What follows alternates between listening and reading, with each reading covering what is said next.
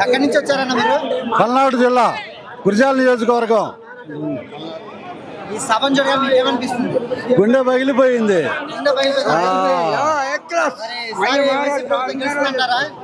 YCP గెలుస్తుందంటారా? 100కి 1000 సార్లు, 100కి 1000,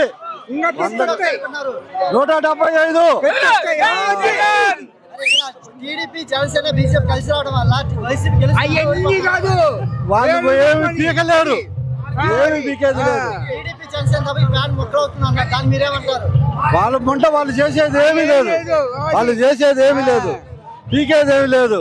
లోకేష్ గారు అందరు కేసులు పెట్టించుకుంటే మంచి పదవులు ఇస్తానని చెప్పిండు.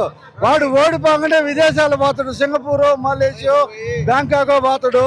ఇక్కడ ఉన్న చిన్న స్థాయి నాయకులు మొత్తం కొట్లాటలో పడి కేసుల్లో పడి సర్వనాశనం అయిపోతారు. వైఎస్ షర్మిల గారు కాంగ్రెస్ చేరారు కదా, దానివల్ల జగన్ గారికి ఎఫెక్ట్ వస్తుందంటారా?